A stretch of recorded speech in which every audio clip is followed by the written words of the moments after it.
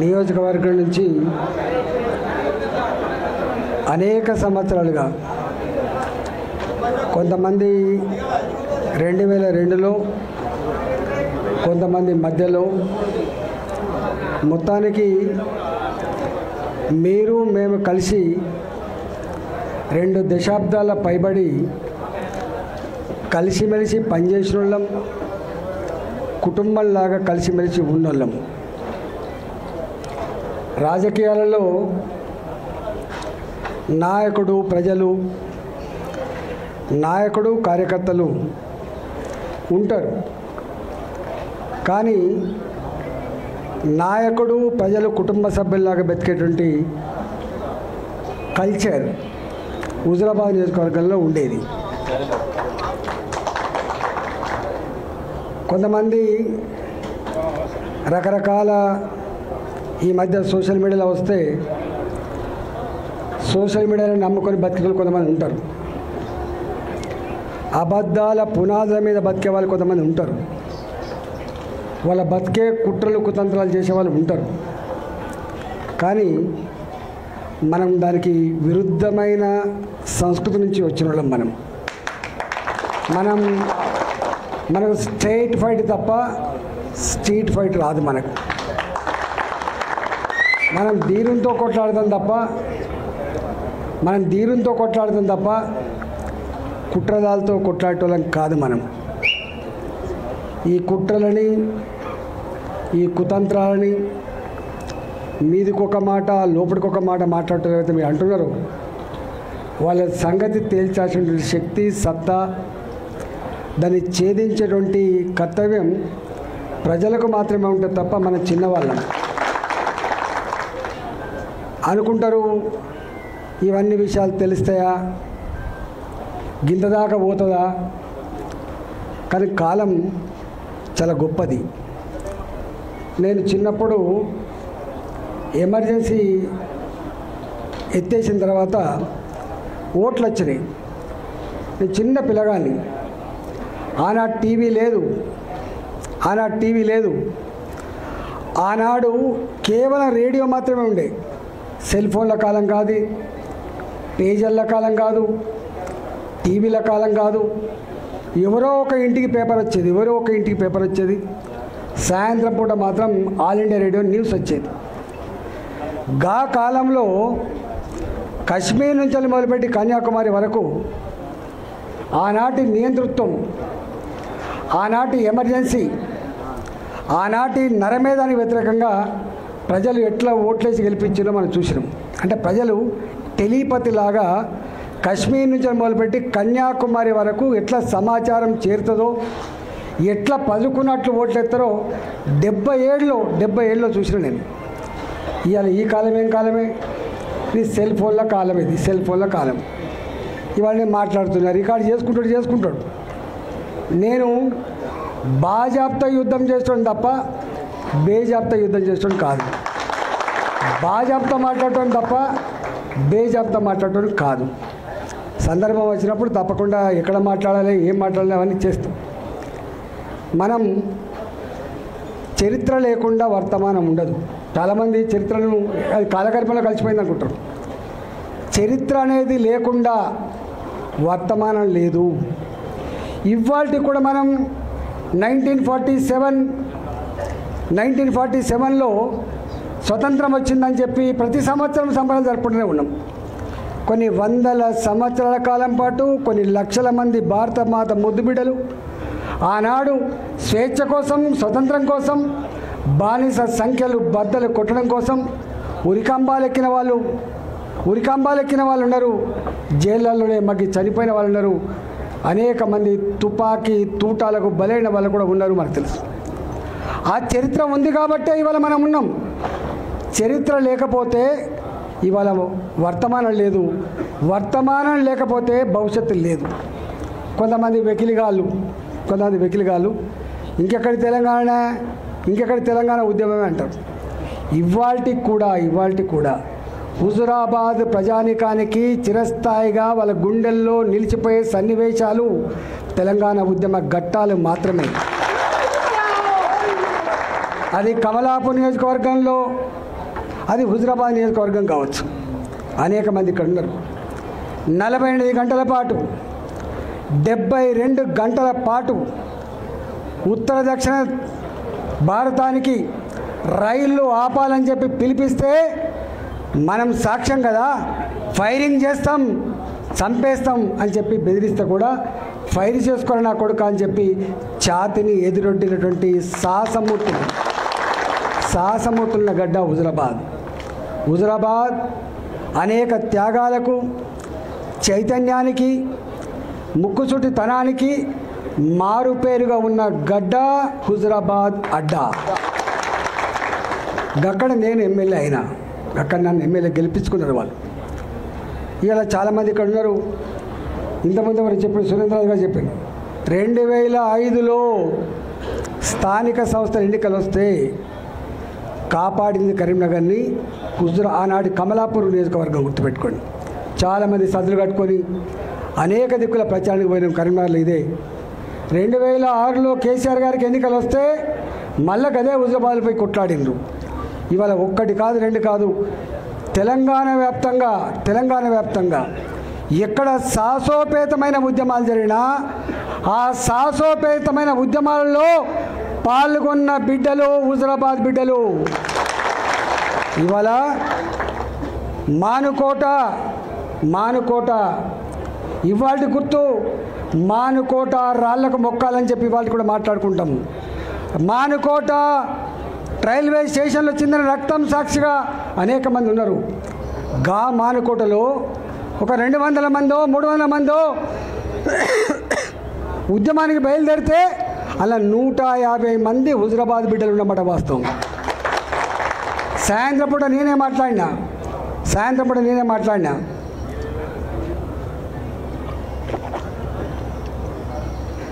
భార్య పిల్లలు గుర్తొచ్చితే వాళ్ళ ఇంటికి వెళ్ళిపోండి. భార్య పిల్లల కంటే కూడా తెలంగాణ ఉద్యమం ముఖ్యం అనుకుంటే ఇక్కడ ఉండిపోండి అని చెప్పిన నేను. 150 మంది పోతే 70-80 మంది మాత్రమే నాతో మిగిలిండ్రు. ఆ మిగిలిన దాంట్లో అనేక మంది ఉన్నారు. అందులో ఒక బిడ్డ ఇక్కడ శ్యామ్ మా జడ్పీటీసీ ఆయన ఆ రోజు తుపాకీ తూటాలు వెళ్తే ఒక రబ్బర్ బుల్లెట్ ఆయన తోడ తగిలింది. ఆయన గిలగిల కొట్టుకున్నప్పుడు అనేక మంది బిడ్డలు రక్తం మడుగులలో గిలగిల కొట్టుకుంటూ కూడా వాళ్ళన్న ఒకటే ఒక మాట, అన్న బతికించండి, బతికిస్తే మళ్ళీ తెలంగాణ కోసం కొట్లాడుతున్నటువంటి చరిత్రకి సాక్ష్యం నేను. అలా ఒక బిడ్డని తీసుకొచ్చి శ్యామ్ని తీసుకొచ్చి హాస్పిటల్ చేసి అంటే ఇవాళ గక్కడి నుంచి వచ్చినాడు. మనం ఇంకా మన గురించి ఎక్కువ చెప్పుకోవాల్సి అక్కర్లేదు. మనంగా బయటికి రాలే. చాలామంది అనుకుంటారు మనంగా బయటికి రాలే. అనేక రకాల అవమానాలు ఉంటాయి. అవమానాలు బయటకు వచ్చేటి ఉంటాయి, అవమానాలు దిగుమింగుకునేటివి ఉంటాయి. దిగమింగుకుంటాం, తెలంగాణ ప్రజల కోసం దిగమింగుకుంటాం. చాలామంది తెలియదు, పదవుల కోసం పెదవులు మూసేవాడే అయితే ఇవాళ 2 సార్లు మంత్రి పదవి అనుభవించిన నేను ఆర్థిక మంత్రిగా ఉండగా కూడా ఆనాడు మున్సిపల్ కార్మికులు సమ్మె చేస్తే ఆనాటి ముఖ్యమంత్రి కేసీఆర్ 1700 మంది కార్మికులని ఒక కలంపోటుతో తీసేసినాడు. తప్పుగా ఆకలితో ఉన్న వాళ్ళతో పెట్టుకునే ప్రయత్నం చేయొద్దని చెప్పి మంత్రిగా ఉండి కూడా చెప్పగలిగినోడు ఈటల గుర్తుపెట్టుకో. మళ్ళీ వాళ్ళకు అండగా ఉన్న 1700 మంది కార్మికుల్ని మళ్ళీ తీసుకునే చరిత్ర మీకు తెలుసు. తెలంగాణ వ్యాప్తంగా ఆర్టీసీ కార్మికులు సమ్మె చేస్తే కొంతమంది విధవలు మా దాంట్లో ఉన్నారు, వాళ్ళు సపోర్ట్ చేస్తున్నారని చెప్పి మమ్మల్ని నిందించినా కూడా మేము ఆర్టీసీ కార్మికుల సమ్మె న్యాయమైందని చెప్పి సపోర్ట్ చేసినటువంటి 2 ఎగ్జాంపుల్ చెప్తున్నా. ఇంకా అనేక ఉంటాయి. గక్కడి నుంచి వచ్చిన వాళ్ళం మేము. ఆర్థిక మంత్రి కంటే ఇంకే పెద్దగా ఉంటుంది, ముఖ్యమంత్రి పదవి ఉంటుంది. నాకు తెలియదా ఈ ప్రభుత్వం ఈ ముఖ్యమంత్రితో కొట్లాడుతున్న పదవి పోద్దని? ముఖ్యమంత్రితో కొట్లాడడం శ్రేయస్కరం కాదని తెలియదు నాకు, కానీ చేస్తాం. ఎందుకంటే మేము పెడుసు నుంచి వచ్చిన వాళ్ళం కాబట్టి, ఆత్మగౌరవం కోసం కొట్లాడిన వాళ్ళం కాబట్టి, అన్యాయాలకు అక్రమాలకు దుర్మార్గాలకు వ్యతిరేకంగా బరిగీసి కొట్లాడిన వాళ్ళం కాబట్టి, పదవుల కోసం పెదవులు మూసుకోవద్దు కాబట్టి, గక్కడ ఆ కల్చర్ గుండెల్లో పెట్టుకున్నాం కాబట్టి మేము కొట్లాడినాం. కొట్లాడితే సరే ఆయనకి ఏమనిపించిందో మనకు తీసేసాడు. 2021 తీసేసాడు. 2021లో తీసేసిన తర్వాత వందల సంఖ్యలో ఆనాడు నాయకులు మొట్టమొదటి పోయినాడు 5 లక్షలకు అమ్ముడు పోవచ్చు, తర్వాత లాస్ట్కు 2 కోట్లకు కూడా అమ్ముడుపోయిన ఉండొచ్చు. కానీ డబ్బులకు నాయకులు అమ్ముడు పోయినప్పటికి కూడా, దళిత బంధు డీడీలు ఇచ్చినప్పటికి కూడా, గొర్రెలకు డబ్బులు ఇచ్చినప్పటికి కూడా దాదాపుగా ఆనాడు 6 నెలల కాలం పాటు దేశ చరిత్రలో ఎక్కడ కూడా గన్ని రోజుల పాటు ఎన్నికల ప్రచారం చేయడం సాధ్యం కాదు దేశ చరిత్రలో. కానీ సాధ్యమైంది కేవలం హుజురాబాద్కు మాత్రమే. 6 నెలలు కొట్లాడినాం.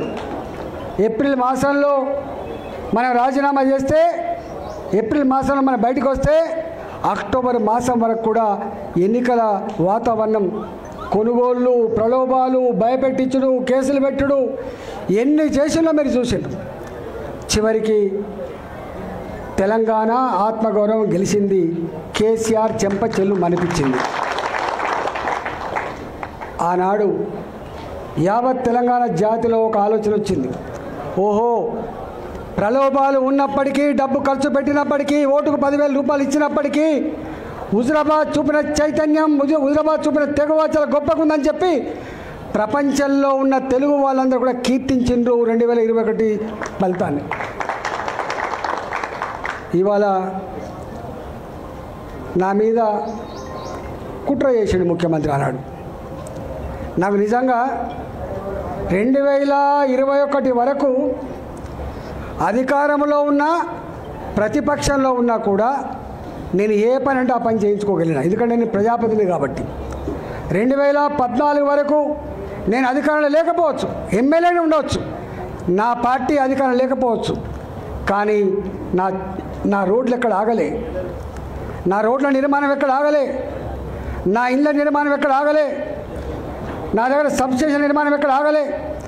నేను బాగా చెప్తా అనేది మర్యాదగా, నేను ఇక్కడ ఎమ్మెల్యేను, నా ప్రజలకి సమస్య ఉందని చెప్తే ఆనాటి సమైక్య పాలకుల ముఖ్యమంత్రులు కూడా భయంతో మాకు డబ్బులు ఇచ్చేది, భయంతో మాకు శాంక్షన్లు ఇచ్చేది. కానీ ఈ ఓడిపోయిన ముఖ్యమంత్రి మొత్తం చరిత్రను తిరగరాసే పద్ధతిలో, ప్రజలు అసహించుకునే పద్ధతిలో, ఎమ్మెల్యే గారికి ఉండే ప్రోటోకాల్ కూడా లేకుండా చేసి, ఎమ్మెల్యే గారు చేసే కనీస కర్తవ్యం కూడా చేయకుండా చేసి, ఇవాళ దొంగదారిన దొడ్డిదారిన ఒక పదవి కట్టబెట్టి వాడికి అన్ని రకాల హక్కులు ఇచ్చి, ప్రోటోకాల్స్ ఇచ్చి నన్ను ఇబ్బంది పెట్టే ప్రయత్నం చేసిండ్రు. అయినా నేను అనుకున్న ప్రజలు గొప్ప వాళ్ళని. ఆ 2.5 సంవత్సరాలు ఎంత నరకం అనుభవించినో మీరు చూసింది. అంతేకాదు, సరే కుట్రదారులు ఎవడు ఓడగొట్టిండో, ఎవడు గెలిపించిండో దాని జోలికి పోతలేను. కానీ నేను ఒక్కటి మాత్రం ఇప్పటికీ, ప్రజలు ఎప్పుడు కూడా మోసం చేయరు. ప్రజలకు నాయకత్వం వహించే వాళ్ళు మాత్రం చక్కటి దారి చూపించాలి. ఇక్కడో అక్కడక్కడ నెగ్లిజెన్సీ ఉందా, ఇంకేముందో తెలియదు, కానీ మొత్తం మీద ఓడిపోయినాం. ఎన్నడు అంటే హుజురాబాద్లో ఓడిపోతామని చెప్పి ఎవరు కళ్ళ కూడా ఊహించింది, ఓడిపోయినాం. దాన్ని అంగీకరించాల్సిందే. నేను అనుకోకుండా ఇక్కడికి వచ్చిన ఇక్కడి ప్రజానీకం అంతా కూడా గొప్పగా ఆశీర్వదించి గెలిపించింది. మీకు తెలుసు, మీరు వస్తున్న రోజు ఇక్కడికి వస్తే ఇది పెద్ద పార్లమెంట్, 40 లక్షల ఓట్లు గుర్తుపెట్టుకోండి. 40 లక్షల ఓట్లు, ఒక 70 లక్షల జనాభా ఉన్నది. దాదాపు సగం హైదరాబాద్ ఉంటుంది ఇక్కడ. దేశవ్యాప్తంగా సెటిల్ అయిన వాళ్ళు ఉంటారు ఇక్కడ, ఉమ్మడి ఆంధ్రప్రదేశ్ నుంచి సెటిల్ అయిన వాళ్ళు ఉంటారు ఇక్కడ. నాకు పని ఒత్తిడి వల్ల మీకు రాలేకపోయినా, కానీ బాధ అనిపించే అంశం ఏంటంటే, ఇవాళ మనం ఆనాడు 2021లో కేసీఆర్కి ఒక మాట ఇచ్చినాం, ఒక ఛాలెంజ్ చేసినాం. నువ్వు ఓటింగ్స్ పెట్టించుకుంటున్నావు కేసీఆర్, నువ్వు ఫ్లెక్సీలు పెట్టించుకుంటున్నావు, గోళ్ల మీద నీ బొమ్మలు వేయించుకుంటున్నావు, కన్నడ స్తంభాల మీద కూడా నీ స్టిక్కర్లు వేసుకుంటున్నావు, నా ముఖం కనపడకుండా చేస్తున్నావు. కానీ నా ముఖం ఫ్లెక్సీల మీద లేదు కొడుక, నా ముఖం ఈ ఓటింగ్ల మీద లేదు కొడుక, నా ముఖం ప్రజల గుండెల్లో ఉందని చెప్పిన. ప్రజల గుండెల్లో ఇవాళ మీరు ఇప్పుడు కూడా ఇలా షామీర్పేట ఏమడ్డనే ఇది, ఈ షామీర్పేట భారతీయ జనతా పార్టీకి అడ్డ ఇది, ఇవాళ అడ్డ ఇది. నేను భారతీయ జనతా పార్టీ ఎంపీని, నేను ఇక్కడ భారతీయ జనతా పార్టీ ఎంపీని. నేను దక్షిణ భారతదేశంలో మొట్టమొదటిసారిగా ప్రచారం జరిగితే నరేంద్ర మోడీ గారే స్వయంగా వచ్చి నా ఎలక్షన్ ప్రచారం చేసే విషయం మీకు తెలుసు. గా అడ్డ ఇది, ఇది పార్టీకి ఊపిరి పోసే అడ్డ, నాయకులకు స్ఫూర్తినిచ్చే అడ్డ, రేపటి గెలుపుకు సంకేతం ఇచ్చే అడ్డ ఇలా షామిల్పేట అడ్డ. దాన్ని పట్టుకొని వాడు సైకోనా, శాడిస్టా, వాడు మనిషా, పశువా, వాడు ఏ పార్టీలో ఉన్నాడు, వాడు ఎవరి అండతో ఆ ధైర్యం చేస్తున్నాడు, వాడిని ఎంచుకోవాలి, కానీ బీ కేర్ఫుల్ కొడుక, బీ కేర్ఫుల్. మేము శత్రువుతో కొట్లాడతాం, కానీ కడుపుల కత్తులు పెట్టుకొని కవలించుకునే సంస్కృతి మా రక్తం లేదు కొడుక, నా రక్తం లేదు. ఇవాళ మీరు ఎవడెవడు సోషల్ మీడియాలో పెడుతున్నారో, ఏమేమి రెచ్చగొడుతున్నారో, ఏమేమి చేస్తున్నారో మొత్తం పైకి పంపించే ప్రయత్నం చేస్తా. నేను అనుకుంటున్నా సంస్కారం ఉందని, సభ్యత ఉందని ఇట్లాంటి వాటిని అరికడతానని చెప్పి భావిస్తున్నా. అరికట్టకపోతే నష్టపోయేది ఎవరో అర్థం చేసుకోండి. మీరు నష్టం మాకు కాదు, మాకేం తక్కువ ఉంది? అసలు మీరు ఎవరు? అసలు నీ శక్తి ఏంది, నీ యుక్తి ఏంది, నీ చరిత్ర ఏంది, మా చరిత్ర ఏందిరా? 2002లో వచ్చిన నా జిల్లాకి, 2002లో వచ్చిన జిల్లాకి 2 సార్లు నేను జిల్లా పార్టీ అధ్యక్షుడిగా పనిచేసిన, నేను 2 సార్లు జిల్లా మంత్రిగా పనిచేసిన. నేను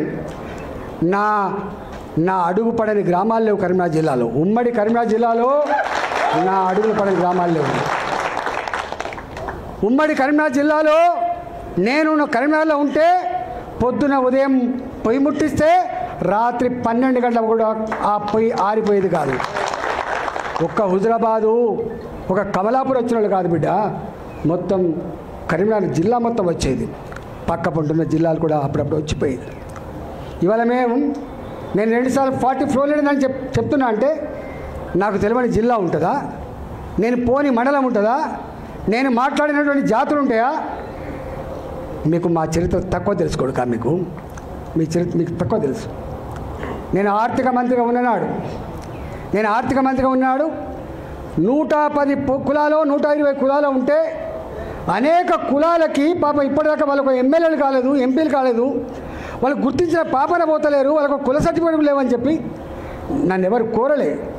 నేనే ఒక 40 రోజుల పాటు 40 డేస్ యావత్ తెలంగాణ అన్ని కుల సంఘాల నాయకులతో భాజపా అసెంబ్లీలో మీటింగ్లు పెట్టి, నేనే వాళ్ళకు భోజనాలు పెట్టి, నేనే మీకు లీడర్ని, మీ సమస్యల పరిష్కారం కోసం ఉన్న బిడ్డనని చెప్పిన నేను 40 రోజుల పాటు ఆ పనిచేసిన. 40 రోజుల పాటు అన్ని సమస్యలు తెలుసుకున్న తర్వాత నేను ఒక బీసీ కాంక్లేవ్ అని చెప్పి బీసీ పార్లమెంట్ సభ్యులను, బీసీ శాసనసభ్యులను, బీసీ శాసన మండలి సభ్యులను, ఆనాడు మా స్పీకర్గా ఉన్న మత్స్వనాచారి గారిని, ఆనాడు కౌన్సిల్ చైర్మన్ ఉన్నటువంటి స్వామి గౌడ్ గారిని, మంత్రులందరితో ఒక మీటింగ్ పెట్టిన. 3 రోజుల పాటు పెట్టాను నేను. ఈ నోరు లేని వాళ్ళకు మనం దిక్కు కావాలి. తెలంగాణ రాష్ట్ర ఏర్పాటు కేవలం భౌగోళికమైనది కాదు. తెలంగాణ రాష్ట్ర ఏర్పాటు ఈ జాతులకు స్వేచ్ఛ కావాలి, ఈ జాతులకి ఫలితం అందాలనేటువంటి సంకల్పంతో ఉన్నది. కాబట్టి మనం వీళ్ళ కోసమే చేయాలని చెప్పి 3 రోజుల పాటు చర్చించాం మేము. దాని ఫలితమే 250 రెసిడెన్షియల్ స్కూళ్ళు ఇవాళ బీసీ రెసిడెన్షియల్ స్కూల్ వచ్చినాయి. దాని ఫలితమే ఇవాళ ఎస్సీ రెసిడెన్షియల్ స్కూల్ కూడా ఎక్కువ వచ్చినాయి. దానికి ఫలితమే ఎస్టీ రెసిడెన్షియల్ స్కూల్ వచ్చినాయి. దాని ఫలితమే 78 కులాలకు ఆత్మగౌరవ భవనాలు వచ్చినాయి. ఇక్కడ వెలమ హాస్టల్ అంటూ ఉండే, గౌడ హాస్టల్ ఉండే, పద్మశాలి హాస్టల్ ఉండే, కొన్ని పెద్ద కులాలకు మాత్రమే ఉండే. అలాంటి వాళ్ళకు కూడా ఇక్కడ ఉండాలని చెప్పి, పేదవాళ్ళకు ఉండాలని చెప్పి 78 కులాలకు ఆత్మగౌరవ భవనాలకి జాగలు ఇచ్చి ఇలా జీవోలు ఇచ్చినటువంటి దాంట్లో ఈటల రాజేంద్ర అంటుంటాడు. గుర్తుపెట్టుకోండి, ఈటల రాజేంద్ర చరిత్ర గది. ఈటల రాజేంద్ర గారు ఎన్నడూ నా వార్త పేపర్లో వస్తుందా రాదా, నా వార్త టీవీలో వస్తుందా రాదా, నాకు ఈ సోషల్ మీడియా అంటే ఏందో తెలియదు. నేను ఇప్పుడు చూడండి, నేను దానికి అడిక్ట్ అయినోడు ఏమైపోతున్నాడు కదా, కానీ వాటిని చూసుకోవడం కాదు. ఈ సోషల్ మీడియా గివిటి చూసి మురిస్తోని అంతకంటే కూడా కాదు.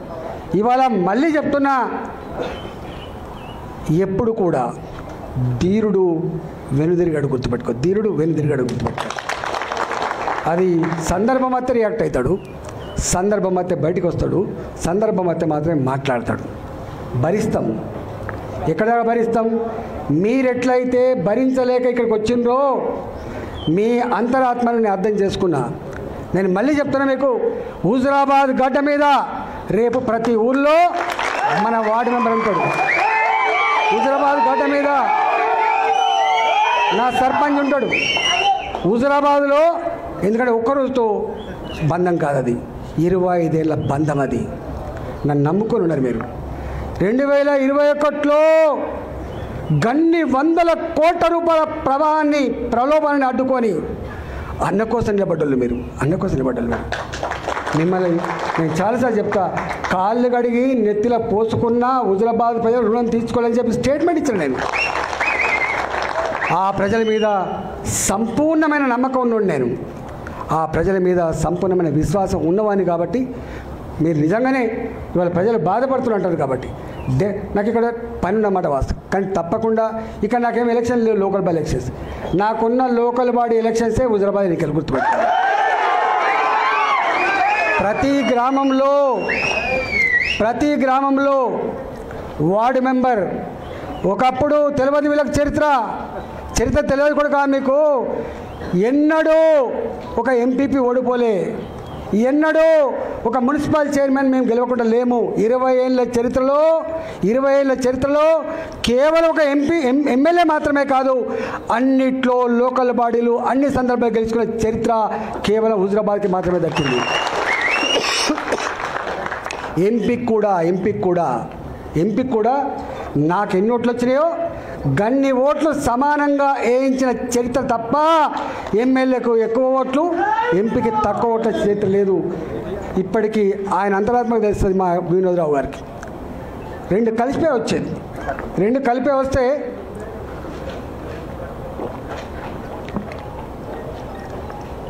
2014 వరకు ఎంపీ ఎమ్మెల్యే ఎన్నికలు కలిపి వచ్చేది. ఈవెన్ రాజీనామా చేస్తే వచ్చిన బై ఎలక్షన్ కలిపే వచ్చేది. ఈటల రాజేందర్గా నా ఎమ్మెల్యేకి ఎన్ని ఓట్లు వచ్చేదో ఎంపీగా ఆయన కూడా గన్నే ఓట్లు వచ్చేది. 2019లో మోడీ గారి ప్రపంచం వచ్చినాడు. 2019లో మోడీ గారి ప్రపంచం వచ్చినాడు. హిందూగాళ్ళు బొందుగాళ్ళు అని చెప్పి తులనాడినాడు కూడా. బయట నియోజకవర్గాల్లో ఆనాడు భారతీయ జనతా పార్టీకి 35,000, 50,000, 57,000 మెజార్టీ వచ్చినా హుజురాబాద్లో మాత్రం నేను ఆనాడు టీఆర్ఎస్లో ఉన్న 53,000 మెజార్టీ. 53,000 మెజార్టీ ఆనాడు బీఆర్ఎస్ పార్టీకి వచ్చింది, టీఆర్ఎస్ పార్టీకి వచ్చింది తప్ప రాలేని. దాని తర్వాత నేను వచ్చిన ఇక్కడికి. నేను వచ్చిన తర్వాత మా వాళ్ళు చెప్పింది ఇప్పుడు ఎంత వచ్చినాయో నేను ఆ లోతులోకి పోను. కానీ ఒక్కటి అడుగుతున్నా, గ్రామంలో క్రెడిబిలిటీ ఉన్న లీడర్ లేకపోతే నా పార్టీ బతకదని నమ్మేటోడు నేను. నా గ్రామంలో ఉన్న లీడర్, నా సర్పంచ్, నా వార్డు మెంబర్, నా ఎంపీటీసీ, నా గ్రామ కమిటీ అధ్యక్షుడు గొప్ప పేరుంటేనే నాకు ఓట్లు వస్తాయని చెప్పి నమ్మేటోడు నేను. వాళ్ళు గొప్పగా లేకుండా లేరు. వీళ్ళు కొత్త సూత్రం పెడుతున్న ఒక్కొక్కడు అక్కడక్కడ లీడర్ను. ఎస్, ఈ దేశానికి ఇవాళ నరేంద్ర మోడీ దిక్కు అనేటువంటి భాష ఎందుకు వస్తుంది ఇవాళ దేశంలో? ఎందుకు వస్తుంది? దేశంలో నరేంద్ర మోడీ గారు అని చెప్పి ఎందుకంటారు ఇవాళ? ఎస్, ప్రజల హృదయాలను గెలుచుకున్నాడు కాబట్టి. కాశ్మీర్ నుంచి మొదలుపెట్టి కన్యాకుమారి వరకు వాళ్ళు ఏ భాష మాట్లాడినా, ఏ సంస్కృతులు ఉన్నా, ఏ రాష్ట్రంలో ఉన్నా ఇవాళ ఎందుకంటున్నారు ఆ మాట? ఎస్, నచ్చింది కాబట్టి అంటున్నారు. వ్యక్తి ఎదగకుండా, వ్యక్తికి గ్లామర్ లేకుండా, వ్యక్తులకు పతాలు లేకుండా పార్టీలు ఉండవనేటువంటి జ్ఞానం తప్పకుండా ఉండాలి. ఉంటుంది అది. తను నమ్ముకున్న నాయకుడు ఉంటాడు, క్యాడర్ అంటే పడిచచ్చే నాయకుడు ఉంటాడు, నాయకుడు అంటే పడిచచ్చే క్యాడర్ కూడా ఉంటుంది. బాబు, మీకు మానవ సంబంధం తెలిస్తే కదా మీకేం సంబంధాలు ఉంటాయి? నీకు ఎక్కడ ఒకటి మీద వేసుకొని పోతుంది, మీరు మీద బాయ్ వేసుకొని పోతుంది, డ్రామా కంపెనీ లెక్క. కానీ మాది డ్రామా కంపెనీ కాదు, మాది హృదయాలు కలిసిన సంబంధాలు. మా హృదయాలు కలిసిన సంబంధాలు. నేను అనుకుంటా నాతో వదిలిపెట్టి అమ్ముడుపోయిన సరుకుకు కూడా మన అంతరాత్మకు తెలుసు రాజేంద్ర అనే క్రెడిబిలిటీ ఏందో. ద్రోహం చేసేవాడు కూడా అనుకుంటాడు నా అవసరానికి అమ్ముడుపోయినా కానీ రాజేంద్రనే గొప్ప అని కూడా అనుకుంటాడు వాడు. నేను నమ్ముతుంటాను. కాబట్టి నేను మీ ఒక్కటికే చెప్తున్నా, మీ ఆవేదన నాకు అర్థమైంది. మిమ్మల్ని అనాథ చేయాలని, మీ ఆత్మగౌరవాన్ని మట్ల కలపాలని, మీ రాజకీయ ఏ అవసరాలు అయితే ఉన్నాయో వాటిని అందించలేకుండా ఉంటా అనే నిస్సహాయత నాలో లేదనే మాట నేను భలేమని చెప్తున్నాను. నాకు వస్తూ ఉన్నారు, మాకు ఉంటారు ఒకటి రాజకీయాలు అంటాడు. అరే ఎప్పుడైనా గుర్తుపెట్టుకోండి, ధర్మం న్యాయం నమ్ముకున్నాను నేను మూడే నమ్ముకున్నా. నేను మద్యాన్ని నమ్ముకున్నాను కాదని 100 సార్లు చెప్పిన, నేను డబ్బును నమ్ముకున్నది కాదని చెప్పి 100 సార్లు చెప్పిన. నేను నమ్ముకున్నది మూడింటినే. ఒకటి ప్రజలు నమ్ముకున్నా, నేను ధర్మాన్ని నమ్ముకున్నా, నేను కష్టాన్ని నమ్ముకున్నా. కష్టాన్ని నమ్ముకున్నాను. నేను ఇవాళ ఇక్కడ నేను ఎవరి కోసం పనిచేస్తున్నా? ఇక్కడ విస్తరిస్తే ఒకవేళ నాకంటూ తెలివి ఉంటే, నాకంటూ అనుభవం ఉంటే, నా అనుభవం ఇవాళ ఇక్కడ ఖర్చు పెడితే అది పార్టీ కోసం లాభం తప్ప నా కోసం లాభం అవుతా. కొంచెం వెధవలు పెడుతున్నారు. నా భార్య కట్ట అరే నా వైఫ్ ఇవాళ అవతలు కూడా అవతలేదు. చూసిందా మీరు? గంత చిల్లరగల మేము. ఎవడ వచ్చినాడే ఎప్పుడైనా నా కొడుకుని కనపడదా? నా బిడ్డ కనపడదా? నా భార్య ఎప్పుడైనా పైరే చేసిందా? నాకు సత్తా లేదా? నాకు శక్తి లేదా? అడగపోతున్నా నేను. నీకెట్లా ఉందో 4 బిడ్డ నాకట్లా కాదని అడగపోతున్నా. కానీ మేము గది కోరుకుంటాం కాదు. పదవులే పరమావధిగా జీవించే వాళ్ళం కాదు కొడుకా. మేము నా ఎన్నికలప్పుడు వస్తారు తప్ప, ఆ ఎన్నికలప్పుడు కూడా నేను ఎప్పుడైనా లేకపోతే వస్తారు తప్ప, నా ఎన్నికలప్పుడు కనపడతారు తప్ప, అది కూడా నేను ఏ పార్టీలో అయితే నా భర్త ఉన్నాడో, ఏ పార్టీలో అయితే మా నాన్న ఉన్నాడో దానికోసం పనిచేయాలని చెప్పి వస్తారు తప్ప మళ్ళీ తర్వాత ఒక ఫోన్ ఉండదు, నీకు కనపడే ప్రసక్తి ఉండదు. గా కుటుంబం మాది. నీ బతికింది, నీ కథ ఏంది, మాకు ఏం కావాలో నాకు అర్థం కాదు. మీరు ఎట్లా అసలు నవ్వస్తుందా? నవ్వన్నాయడం అని తెలుస్తలేదు. చాలా చిన్న కురుస మనసులు మీరు. నీడని చూసి భయపట్టోళ్ళు మీరు. మీ నీడని చూసి భయపట్టోళ్ళు మీరు. అందుకే నేను ఎక్కువ తక్కువ మాట్లాడను. కానీ మళ్ళీ చెప్తున్నా, నాయకుడికి క్రెడిబిలిటీ లేకుండా పార్టీ జీవించదు. గ్రామంలో ఉన్న లీడర్కు క్రెడిబిలిటీ లేకుండా గ్రామ ప్రజలు మనకు ఓట్లు వేయరు. కాబట్టి మేము ఒకటే కోరుతున్నా, గ్రామంలో ప్రజల నోట్లో నాలుకలాగా ఉండండి. తప్పకుండా ప్రజలు ఆదరిస్తారు. కులం చూడరు వాళ్ళు, గుర్తుపెట్టుకోండి. నేను కలర్ చూసినా కూడా చెప్తున్నా. ఒక ఊరిలో కులం 5 ఓట్లే ఉంటాయి, కానీ ఆయన ప్రజల మనిషి అయినప్పుడు గొప్ప గెలిపిస్తారు. కులం, మతం, వర్గం ఎప్పుడు చూడరు. ఈ బిడ్డడు మంచోడా కాదా, ఈ బిడ్డడు పనిమంతుడా కాదా చూస్తా తప్ప వేరే ఉండదు, ఆస్కారం లేదు. కాబట్టి మీరు ఎక్కడ కూడా కొత్త వాళ్ళు పాత వాళ్ళనే భావన పెట్టకండిగా. కొత్త వాళ్ళు పాత వాళ్ళనే భావన పెట్టకండి. ఒకటే భావన పెట్టండి. మనం ఉన్న దాంట్లో మనం గుర్తించి ఇస్తారని భావిస్తున్నాం. అదర్వైజ్ తప్పకుండా గ్రామాన నేను మళ్ళీ చెప్తున్నా, వార్డు మెంబర్ నుంచి మొదలుపెట్టి సర్పంచ్ వరకు, ఎంపీటీసీ నుంచి మొదలుపెట్టి ఎంపీపీ వరకు, జడ్పీటీసీ నుంచి మొదలుపెట్టి జిల్లా పరిషత్ చైర్మన్ వరకు, ఇలా కౌన్సిలర్ నుంచి మొదలుపెట్టి మా మున్సిపల్ చైర్మన్ వరకు ప్రజల ఆశీర్వాదం ఉంటే గెలుస్తామని నమ్మకం ఉంది. నాకు అహంకారం లేదు. వాళ్ళు ఆశీర్వదిస్తారని కనుక భావిస్తే తప్పకుండా పెట్టుకుందాం, మనం గెలుచుకుందాం. సర్పంచ్కి ఏ బీఫామ్ అక్కర్లేదు, ఎవరి దాదాక్షణ అక్కర్లేదు, గుర్తుపెట్టుకోండి. అక్కడున్న వాటికి ఏందో తెలుసుకుందాం. కాబట్టి మీరు బెంగటి లెక్కండి, మీరు ఎక్కువ మాట్లాడకండి, ఎవరిని తులనాడకండి. వీడుకోవట్టా వాడుకోవట్టా, వీడు ఇట్లా ఏం చేస్తాం కోవట్టు ఎన్ని చూస్తాం మనం. మీ కోవట్లు కిందనే ఉండరు బిడ్డ. తెలంగాణ ఉద్యమంలో 26 మంది ఎమ్మెల్యేలు గెలిచినాం మేము. యాదుకుందా? తెలంగాణ ఉద్యమంలో 26 మంది ఎమ్మెల్యేలు గెలిచినాం. 10 మందిని కోవట్లు చేసుకొని పోయిన రాజశేఖర రెడ్డి. కోవట్ల వ్యవస్థ రాజకీయాలకే పరిమితం కాలే. కోట్ల వ్యవస్థ అన్ని రంగాల్లో ఉండే దాని ఫలితం ఏదో చూసింది. కాబట్టి కోట్ల గురించి బాధపడకండి. ఇవాళ నీ లక్ష్యం నెరవేర్చడానికి నువ్వు గొప్ప ఐక్యంగా ముందుకు పోవాలని చెప్పి నేను కోరుతా ఉన్నా. డెఫినెట్గా నేను మళ్ళీ చెప్తున్నా, నాకు స్థానిక సంస్థల ఎన్నికలు లేవు, ఉంటే హుజురాబాద్ మాత్రమే. ఖచ్చితంగా వస్తా, మీ గెలుపు కోసం నేను ఉంటా. ఫలితం హుజురాబాద్ ప్రజల ఇష్టం.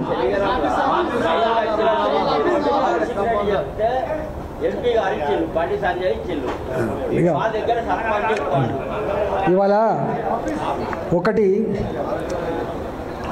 మనమేమో పేగులు తెగిపడేదాకా శత్రుతో కొట్లాడుతున్నాం మనం. పేగులు తెగిపడేదాకా శత్రుతో కొట్లాడుతున్నాం మనం. వాళ్ళు జనం చూస్తారు, అది నీవెందుకు నేను ఎందుకు. ఇప్పుడు 2023లో ఏం జరిగింది, ఎవడు వచ్చేసింది కానీ మాట్లాడే దాని గురించి అని, ఎందుకంటే మనది కూడా ఎక్కడో ఉంటుంది కాబట్టి ఆ లోతులోకి పోం. అవన్నీ ప్రజల హృదయాల్లో ఉంటాయి. ఎప్పుడు బయటికి వస్తాయి? మళ్ళీ ఎప్పుడన్నా వాళ్ళ చేతిలో ఇది తేల్చేటప్పుడు మళ్ళీ బయటకు వస్తాయి. గుర్తుపెట్టుకోండి, తప్పకుండా తేలుస్తారు. కాబట్టి దయచేసి మీరు తొందరపడకండి, మీరు ఎక్కడ మాట్లాడకండి. మీరు నేను చూస్తున్నా ఇక్కడ మీరు కొంత జనం ఉంటారు, ఇక్కడ రాగానే 100 మంది జనం ఉండగానే అన్న బాగా బిజీ ఉన్నాడని చెప్పి మీరు అటు ఇటు పోతున్నారు. అయినా మీరు రావాలి, మునుపటి లెక్కనే పని చేసుకొని పోవాలి. ఈ అడ్డ మీకోసం ఉన్నది. తప్పకుండా నెలకు ఒక 2 రోజులు 3 రోజులు అనేది తప్పకుండా 10 రోజులకు ఒకసారా 10 రోజులకు ఒకసారా తప్పకుండా వచ్చి ఏర్పాటు చేస్తా. మీకు ఆ నరేంద్ర అంటోడు ఉన్నాడు, చేస్తా. శ్యామ్ ఇక్కడనే ఉన్నాడు, ఆ ప్రభాకర్ ఇట్లా ఉన్నాడు. మీరు కొంచెం ఒక ఆఫీస్ ఓపెన్ చేయండి. ఇగో మనం రాజకీయాల్లో ఉన్నంత వరకు హుజురాబాద్ ప్రజానికానికి కాలుకు ములుగితే పన్నుతో పీకే సర్వీస్ చేయాలి. వాళ్ళన్నమాట వాస్తవం. 7 సార్లు గెలిపించిన బిడ్డని ఎందుకో జరిగిపోయింది. ఒక్కసారి పనిష్మెంట్ ఇచ్చినందుకు గింత పనిష్మెంట్ నా బిడ్డ ఇవ్వద్దని వాళ్ళు కోరుకుంటున్నారు. కాబట్టి మళ్ళీ నేను ఒకటే అంటున్నా, నేను వస్తా. నెలకు 2 సార్లు 3 సార్లు తప్పకుండా వస్తా. హుజురాబాద్లో ఒక ఆఫీస్ ఉంటుంది, కమలాపూర్లో ఒక ఆఫీస్ ఉంటుంది, జమ్మికుంటలో ఒక ఆఫీస్ ఉంటుంది, వేణువెంకల కూడా ఒక ఆఫీస్ ఉంటుంది. మీరు ఎలక్టోరల్ పాలిటిక్స్లో పండితులు. మీరు ఇక్కడ జమ్మికుంట మున్సిపల్ చైర్మన్ ఉన్నారు, ఇక్కడ మీరు జడ్పీటీసీలో గెలిచిన వాళ్ళు ఉన్నారు, ఎంపీపీలుగా ఉన్న వాళ్ళు ఉన్నారు, సర్పంచ్ గెలిచిన వాళ్ళు ఉన్నారు. మీకు ఎదురు లేదు. గుర్తుపెట్టుకోండి, ప్రజలేందో ప్రజల నాడేందో పట్టగలిగే శక్తి యుక్తి మీకే ఉంది. గుర్తుపెట్టుకోండి, you people are political leaders. మీరు రాజకీయ నాయకులు. గుర్తుపెట్టుకోండి, మీరు రాజకీయ నాయకులు. మీరు మరుగుజ్జుగాలు కాదు. మరుగుజ్జుగాలు 3 ఓట్లు వస్తాయి, 4 ఓట్లు వస్తాయి. మీరు లీడర్లు. గుర్తుపెట్టుకోండి, మీరు లీడర్లు. అందువల్ల నేనేమంటున్నా, గింత శక్తిని పెట్టుకొని కుంగిపోతారు. ఎవడన్నా కుంగిపోతారా? కుమిలిపోతావా? ఇగో ఈమె ఉన్నది, ఇగో వీళ్ళు ఇక్కడ లేడీస్ వచ్చిండ్రు. ఇగో రామ, ఆమె సాహసం ఏందో మీకు తెలుసు. పోవే అంటే 10 మంది వేసుకొని వస్తుంది. అంటే అంత సాహసవంతురాలు ఆమె. ఇక్కడ మా వనక్కు ఉంది, కోరపల్లి వనం ఉంది. ఇగో ఇప్పుడు మాట్లాడింది. వీళ్ళు 5 లక్షల రూపాయలు తీసుకుపోయి కేసీఆర్ బామ్మది టేబుల్లో పెడితే నీ 5 లక్షలు కాదురా మా అన్న కావాలన్నది ఆమె. 2020 అని నీకు ఎట్లా అవుతాడే అన్న అంటే రక్తం పంచుకొని పుట్టలే కానీ నాకు అన్ననే అన్నది ఆమె. అట్లాంటి ఆడబిడ్డల ఆశీర్వాదాలు ఉన్నాయి. నా ఇల్లంతా కూడా మొన్న పోతే నా గౌడన్న వచ్చి ఆయన కాచిన కన్నీళ్ళు ఆయన మాట్లాడిన మాటలు హృదయం కలిసివేసింది. గది మనం గిది ప్రజలకు మనకున్న బంధం. కొద్దిమంది ఉంటారు వీళ్ళు కూడా, అటుపోతుందో బీఫాము, ఇటుపోతుందో బీఫాము, ఆగమం అవుతారు. కాదు బిడ్డ, ఆగమం కావద్దు. ప్రజలు చూస్తూ ఉంటారు. నిన్న దాకా సార్తో ఉండే మళ్ళీ లేకపోయా కదా, వీడు ఇట్టున్నాడు అటున్నాడు. కన్ఫ్యూజ్ చేయకుండా మీరు ఆగమాగం కాకండి. నమ్మకం ఉన్నవాడు మాత్రమే ఉండండి. లేకపోతే సత్తా ఉన్నోడు, నమ్మకం ఉన్నోడు, నా ఆలోచన నడిచి ఉండండి. లేకపోతే కష్టమవుతుంది. కాబట్టి దయచేసి మీరు మంచిగా ఎక్కడ ధర్నాలకే లేదు, ఎక్కడ ఉపాసాలకే లేదు.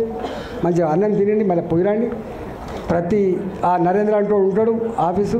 మీకు మనకి ఎందుకు ఏరా డబ్బులు పెట్టి మీకు ఐడియా ఉందా? ఒక ముఖ్యమంత్రికి ఇట్లా మాట్లాడు, ₹1, మిస్టర్ నీ అబ్బా జాగీరు కాదని చెప్పినోడు ఈటలా. గుర్తుపెట్టుకో, కొట్లాడితే గక్కడ ఏం కొట్లాడితే వెళ్తోటి నాకు అర్థం కాదు. రాజశేఖర్తో కొట్లాడినాడు ఒక అర్థం ఉంది, అంతకంటే ముందు ముఖ్యమంత్రితో కొట్లాడినాడు అర్థం ఉంది, రేవంత్ గారితో కొట్లాడిన అర్థం ఉంది, కిరణ్ కుమార్ గారితో కొట్లాడినట్టు అర్థం ఉంది, కేసీఆర్తో కొట్లాడినాడు అర్థం ఉంది. ఎవరితో కొట్లాడాలి నేను? నా పతారు ఏం కావాలి అంటున్నా. నా ఆలోచన చేయండి అనలేదు ఆ రోజు నేను. మిస్టర్ ముఖ్యమంత్రి నీ అబ్బా జాగీరు కాదు, ఇది ప్రజల సొమ్ము, దానికి కాపాడదాడు మాత్రమే బిడ్డ అని చెప్పినోడు కదా నేను. మడమ తిప్పని అని చెప్పి ఒక ముఖ్యమంత్రి గురించి మాట్లాడితే మడమ తిప్పని అంటున్నావు, తెలంగాణ ఇస్తానే కదా మాతో జరగట్టింది, ఎందుకు ఇవ్వలే అని చెప్పి నిలదీసినాడు కదా ఈటలు అక్కడ. ఇప్పటికీ ఆ అసెంబ్లీ స్పీచెస్ ఎప్పుడైనా వినండి, ఎప్పుడు పులి బక్కబడితే పులి సార్గలు బక్కబడవు. కానీ సముద్రం తుఫాన్ వచ్చే ముందు కూడా ప్రశాంతంగా ఉంటుంది, కానీ ప్రళయం వస్తుంది కొడుక, ప్రళయం వస్తుంది. నాలాంటోడు నిలబడి మాట్లాడినాడు, తెలంగాణ సమాజం స్పందిస్తుంది, గుర్తుపెట్టుకో. నాలాంటోడు మాట్లాడినాడు, తెలంగాణ సమాజం స్పందిస్తుంది, తెలంగాణ సమాజం ఆలోచిస్తుంది. అందుకనే మౌనంగా ఉన్న వాళ్ళని బలహీనంగా